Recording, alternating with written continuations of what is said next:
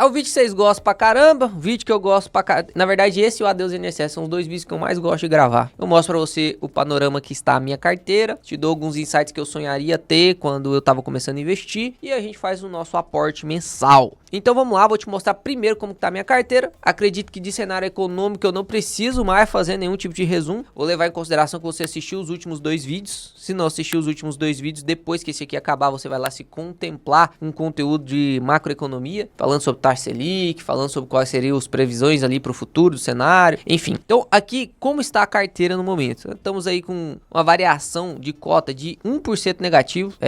Investimos pra caramba nos últimos dias em fundos imobiliários e os fundos imobiliários não pararam de cair. Então você coloca lá 10 mil, tá valendo 9.800 agora. Você coloca mais 10 mil, 9.700 agora. Lá mais 10 mil, tá valendo 9.500 agora. Essa é a fase doída que você vê os seus fundos imobiliários sangrando, né? Até as ações começaram a cair de novo. Você consegue ver aí que grande parte da renda variável realmente tá caindo. Por isso que é tão importante você dolarizar seu patrimônio, por isso que é tão importante você ter um pouquinho de renda fixa mesmo. Eu sigo o Kraken e dentro do Kraken a gente tem todas as divisões da carteira. 10% no primeiro K lá de caixa, 10%, ações brasileiras 25%. O R que eu pulei é de rates, fundos imobiliários, também 25 a 30%. Ações no exterior, que vem do Exterior Stocks lá do Kraken, também 25%. O outro K de cripto e o N de negócios, né? Investimentos fora da bolsa. Mas todo investimento dentro da bolsa, ele precisa estar correlacionado negativamente. E isso é uma prova, né? O que está acontecendo agora é uma prova. Quem investiu aí direitinho no Kraken, os alunos da primeira turma, os alunos da segunda turma deste ano, eles estão com a rentabilidade às vezes até melhor do que a minha, com a carteira mais balanceada, porque eles dolarizaram o patrimônio, né? E você pode ver que os aportes aí, eles foram crescendo, a gente tava com um ganho de patrimônio absurdo, né? E a gente deu uma secada nesse ganho de patrimônio, estamos até com um ganho de patrimônio negativo. Isso aqui é variação de cota, você tem que levar em consideração também a performance da carteira, que é o quanto de dividendos você está recebendo. E aqui na parte de proventos você consegue ver que eu já recebi aí 40 mil reais de dividendos. Grande parte desses dividendos vieram aqui em 2024. 2021, olha só, a gente tinha ali 30 reais, 7 reais de dividendo. 2022, 80, 200, 100, 500 reais, né? Finalizamos o ano aí com a média de 224 reais. Em 2023, olha que loucura isso aqui, né? O quanto vai crescendo os seus dividendos, né? É lógico que o meu aporte foi crescendo, assim, conforme eu fui evoluindo na minha carreira, conforme eu fui evoluindo aqui no YouTube, meus aportes foram crescendo. E é o que eu espero pra você também, né, meu amigo? Não é pra você receber um salário mínimo o resto da sua vida. Você tem que ir melhorando. Inclusive, quando você começa a investir, novas portas vão abrir na sua vida. Você vai ter mais capacidade remunerada mesmo. E você consegue aumentar seus aportes se você for um cara que obedece finanças pessoais, né? E sempre gasta menos do que o que você ganha. Em 2024 aí, os dividendos começaram a subir mais e a gente finalizou o ano aí de 2024. Com o finalzinho ainda tem alguns pagamentos ainda em dezembro. E finalizou aí com a média de 2,6 mil reais, né? Já temos provisionado ali para janeiro, ó, R$1.000 de dividendos, né? Estamos melhorando. Agora em dezembro a gente teve 8.851 reais. Loucura, loucura. Eu tinha que ter gravado o vídeo da Ingrid falando quando eu recebi meus primeiros 7 centavos de dividendos, falando, isso aí não vai dar em nada. Hoje ela olha isso aqui e realmente fica, nossa, tá ganhando muito, né? Você tem que gravar o vídeo da sua companheira, ou seu companheiro, ou seu familiar, quem te desmotiva, porque isso vai servir depois pra motivar eles. Pra motivar eles. Não é nem pra você, aqui, tá vendo? Eu falei, não. Pra você motivar eles, pra eles saírem dessa vida também aí, da corrida de roda de ratos, beleza? Olhando aqui pros ativos da carteira de ações, praticamente todos os ativos previdenciários. Nesse momento eu já expliquei a melhor estratégia pra você investir. Esse mês eu queria muito aumentar minha posição em BBSE.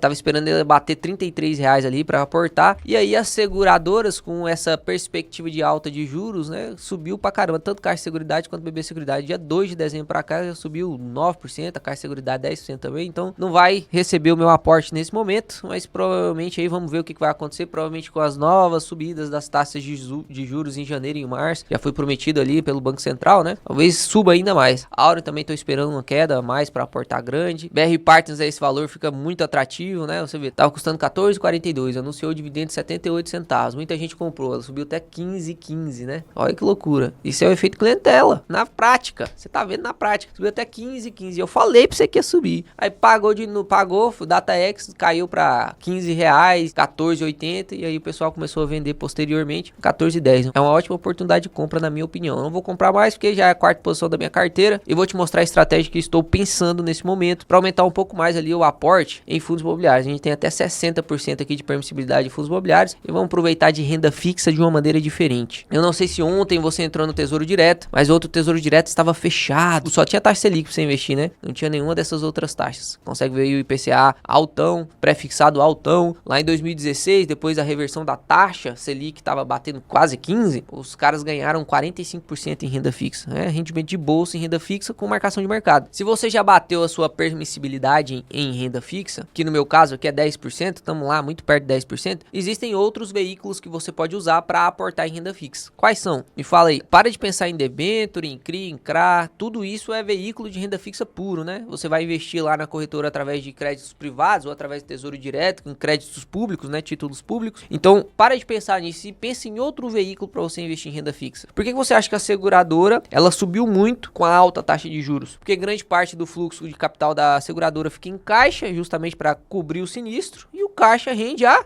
isso, taxa Selic. Então vai ter mais rendimento, resultado financeiro. O resultado operacional cai um pouco, porque vai ter pouca gente contratando seguro nesse momento de alta taxa Selic, né? Não é possível que tem gente pegando muito empréstimo a 14%, financiando casa a 14%, financiando um monte de coisa a 14%. Então o resultado operacional de venda de seguros vai diminuir bastante. Mas o resultado financeiro, do quanto de dinheiro ali vai estar rendendo, vai subir bastante. Então é uma maneira indireta de você usar a renda variável, principalmente aproveitando desconto, para investir em renda fixa, concorda? Só que ainda tá muito variável, né? Que a gente tá falando de ações, tem muita coisa embutida. E se a gente vai para fundos imobiliários de papéis? Por exemplo, o MXRF11, por exemplo, o KNCR, eu vou pegar inclusive o KNCR aqui, porque o KNCR, se você abre o relatório dele, ele rende CDI mais 2,38 ao ano. Ele é um fundo de ancoragem, raras vezes fica com PVP abaixo de 1, raras vezes ele fica com PVP abaixo de 1, vou te mostrar isso. E ele rende ali o que o Selic rende, né? O CDI é 0,1% abaixo, então vai render agora 11,15 mais 2,38. Ou seja, vai render aí seus 13%, 14%. Ah, Léo, qual que é a diferença de eu investir aí no CDI mais 2 e aqui no pré-fixado de 14,18? Lembra que em renda fixa a gente tem imposto de renda, né? Então tá lá, ó, 14,87 menos os 15%, considerando que você vai manter ali até o vencimento, pelo menos 2 anos, vai ter um rendimento líquido de 12,63. Concorda comigo que isso aqui é um baita rendimento? Por que as pessoas estão vindo tanto para renda fixa? Baita rendimento, não é ruim não, baita rendimento. Você ainda pode ter a marcação de mercado se as taxas arrefecerem, né? Quando você vai aqui pro KNCR, você tá rendendo ali os seus 12,25 menos 0,10 para CDI, né? Então 12,15 mais os 2,38 ali, tá rendendo 14,53. Só que isso já é isento de imposto de renda. Já é isento de imposto de renda. Então você tá rendendo um pouquinho a mais, né? Você rende esse spread a mais aqui, 2,38% a mais praticamente. E além de ser isento de imposto de renda, você tem esse fluxo mensal. Lá no pré-fixado você vai colher esse rendimento só no final, ou com marcação de mercado se você vender anteriormente, né? Se você vender antes do vencimento. Mas, pensa comigo, aqui nos fundos imobiliários você consegue se expor na renda fixa, um CDI mais 2,38, que é um baita investimento de renda fixa no momento da taxa Selic agora. Você consegue esse fluxo mensal de pagamentos de isento de imposto de renda, que aumenta o seu fluxo de caixa, e você com mais caixa na mão tem mais dinheiro para aproveitar de oportunidades. Esse mês, por exemplo, eu aportar 10 mil reais. Eu tive 8 mil de dividendo, tô aportando 18 mil reais. Aumentou meu fluxo de caixa, eu tenho a oportunidade de aproveitar de mais oportunidades. Foi essa estratégia que eu expliquei aqui, como que você pode organizar sua carteira e qual que é o racional matemático para você seguir essa parte de estratégia de dividendos no momento de crise. E não só isso, porque tem essa vantagem de você ganhar o spread, tem a vantagem de você ter o fluxo mensal e tem mais uma vantagem. Qual que é a vantagem aqui? Potencial de valorização. Potencial de valorização. Ah, Léo, mas lá no título público eu tenho a marcação de mercado. A marcação de mercado é um adiantamento da taxa. Concorda comigo? O título vai valorizar porque a taxa vai cair. É um adiantamento da taxa. O que eu não acredito que vai acontecer tão brevemente. No caso aqui dos fundos imobiliários, se você consegue comprar eles descontados, no caso do KNCR aqui tá com PVP de 0,96, que historicamente é de 1,08, 1,05, você tem esse potencial de valorização, né? Esse spread de valorização. Você tá ganhando um rendimento maior e ainda tem um spread de valorização para ganhar com variação de cota mesmo. Não é o mais importante, mas você consegue depois talvez desfazer desse ativo para comprar outros ativos que estão em oportunidade. E aí eu quero mostrar para vocês, aqui dentro do relatório, o número de vezes que o KNCR ficou abaixo do seu valor patrimonial. Quando a gente tá falando de fundo de tijolo, a gente encontra mais fundos de tijolos abaixo do seu valor patrimonial. É bem mais frequente. Quando a gente olha para fundo de papel, normalmente a gente vê menos fundos de papéis abaixo do seu valor patrimonial. A não ser aqueles que já têm inadimplência, aqueles que são muito arriscados, aqueles que são muito high yields, né? Mas você consegue encontrar muito high yield com PVP acima de 1, o que é diferente dos tijolos. O high yield no tijolo seria operações mais alavancadas praticamente, né? E assim, a gente vê os tijolos sofrendo muito mais, porque é muito mais prático e palpável pra gente cobrar o PVP de 1 nos fundos de tijolos, apesar de ser defasado durante um ano, enfim, a gente não vai entrar nessa questão aqui. Então, fundo de papel você tem que ser muito mais rigoroso no PVP, muito mais rigoroso, porque não tem reavaliação patrimonial, não tem, a dívida ela não valoriza, o imóvel valoriza. Então, no caso dos fundos de tijolos, você tem que ser mais flexível com o PVP. Às vezes um PVP de 1.05 é barato. Por quê? Porque com a reavaliação patrimonial daquele imóvel, valorizou 12%, o PVP vai cair para 0,80, 0,95. Então, 1,5 naquele momento ficou barato. Tem que ter mais avaliação dentro do fundo de tijolo. Na dívida, tem isso? Não tem. Então, pagar mais do que um de PVP em fundo de papel é caro. Sempre vai ser. Sempre vai ser. Quer dizer que é ruim? Nem sempre. Você compra a Apple aí, né? A Apple é muito mais cara que a Samsung, né? Mas é melhor, né? Pelo menos para quem produz conteúdo é melhor. Gravar vídeo, eu gravei vídeo com esse celular aqui, ó, durante muito tempo antes de comprar a câmera. A câmera é muito boa, não trava tanto, você consegue fazer o upload mais rápido, tem uma parceria com o Instagram, você posta melhor, né? Então, para quem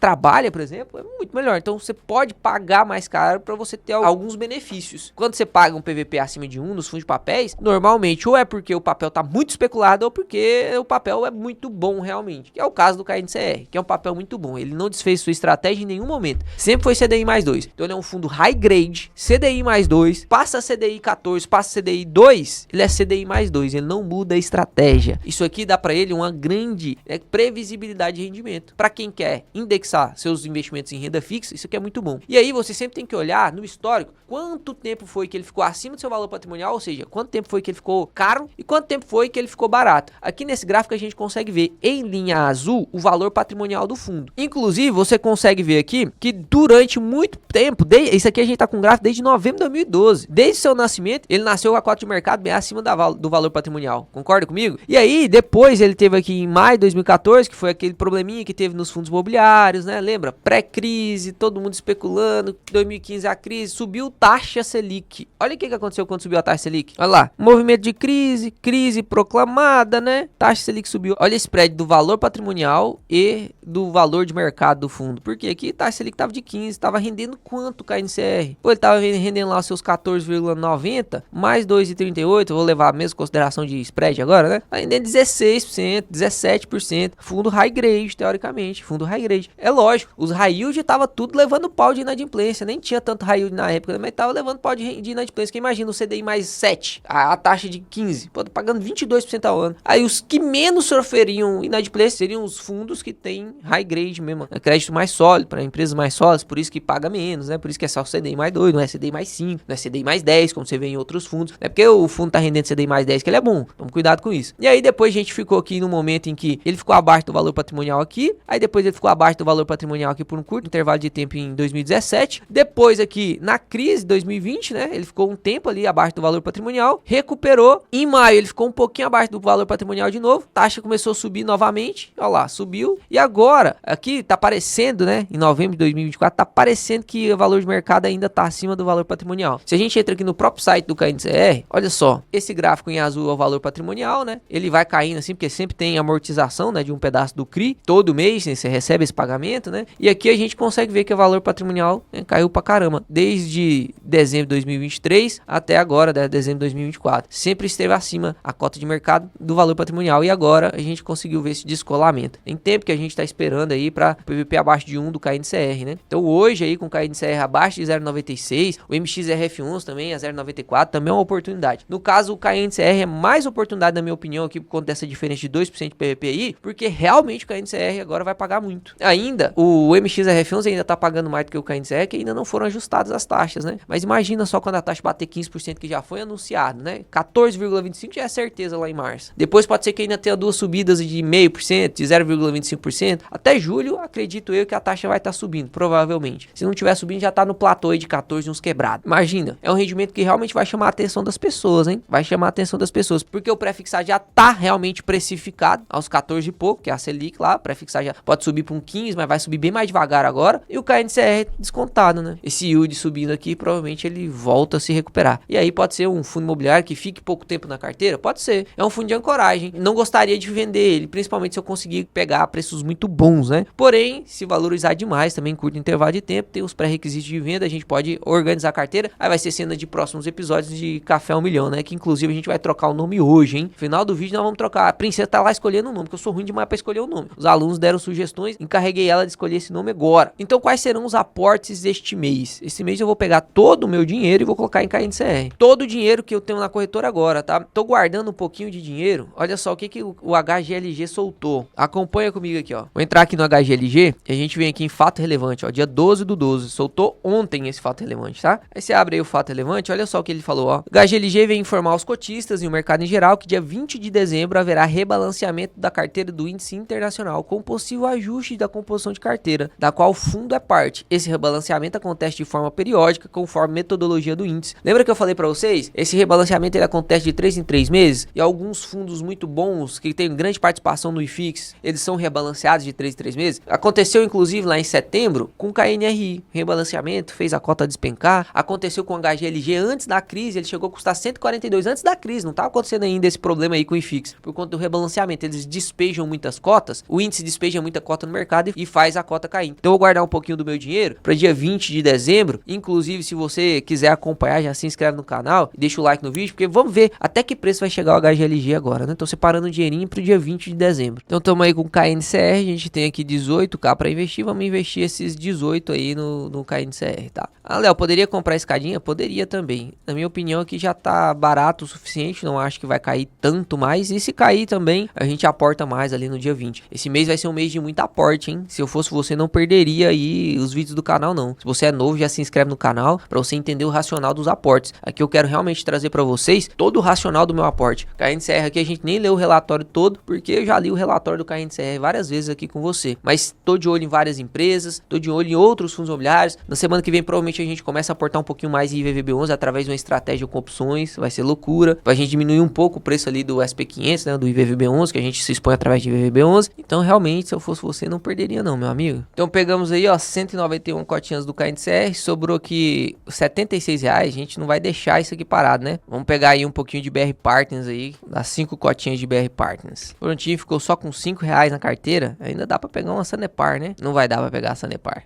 Subiu ali, faltou 3 centavos. Então, agora bora trocar o nome do Café ao Milhão, né, meu amigo? Vamos trocar o nome do Café ao Milhão. Para trocar seu nome na carteira, você vem aqui, ó, carteiras. Aí você vem aqui nessa configuração. E aqui agora você troca o nome aqui, ó. Vamos ver o que a princesa escolheu. Fala, princesa. Tem Café com Milhão. Café com milhão. Milhão com café. Milhão com café. O povo gosta do café mesmo, hein? Café ao bilhão. Café ao bilhão é muito ousado, né, galera? Ainda não, né? O bilhão ainda não, né? Muito ousado. A gente vai chegar lá, se Deus quiser. Seremos aí um exemplo de bilhões na carteira, mas calma, né? Ainda não tá na hora. Do Café aos Milhões. Também não gostei desse, não. Café aos milhões, vocês gostaram? Com fé ao bilhão. Com fé ao bilhão, tem que ter muita fé mesmo. Não tem nenhum aí rumo a alguma coisa de renda passiva, alguma coisa assim? Tem Café rumo à liberdade financeira. Tem rumo à pamonha. Que a explicação dada é que uma pamonha leva 4 espigas de milho. Aí fica 4 milhões. Aham. Ó, isso é inteligente, hein? O que vocês acharam desse? Rumo à pamonha. Cada pamonha precisa de 4 espigas de milho. Aí cada milho é 1 milhão, né? Então, rumo à pamonha seria rumo aos 4 milhões. O que vocês acharam? Vou deixar essas 6 opções aí pra vocês. Vocês comentem aqui deixa aqui nos comentários. Eu não vou conseguir trocar esse nome, cara. Tá muito difícil. Aí vocês vão comentar aqui e vamos ver o que vai ser mais votado entre esses 6 aí, beleza? Vem com Deus, Papai do Céu abençoe vocês. Tamo junto, até o próximo vídeo que será excepcional.